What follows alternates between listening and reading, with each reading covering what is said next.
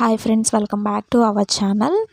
First page కౌన్సిలింగ్లో seat వచ్చిన వాళ్ళు కాలేజ్ అనేది స్టార్ట్ అయిపోతుంది కదా, వాళ్ళకి ఫస్ట్ జాయిన్ అయిన తర్వాత వాళ్ళకి టిప్స్ ఏంటనేవి ఈ వీడియోలో చెప్తాను.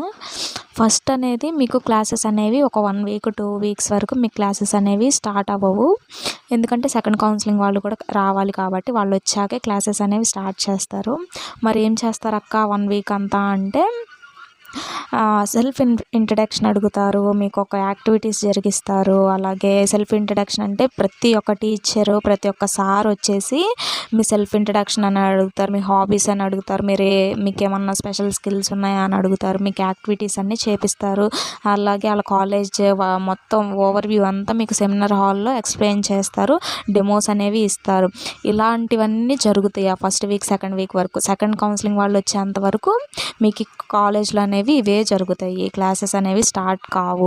అలాగే ఇంకేంటి అంటే సెకండ్ కౌన్సిలింగ్ వాళ్ళు కూడా సెప్టెంబర్ 3rd వీక్లోనే స్టార్ట్ చేసేస్తారు. మనం ముందు ఫస్ట్ సెల్ఫ్ ఇంట్రడక్షన్ అనేది బాగా నేర్చుకోండి, బాగా ఇవ్వాలి. సెల్ఫ్ ఇంట్రడక్షన్ అనేది first impression is best impression అంటారు కాబట్టి బాగా నేర్చుకోండి.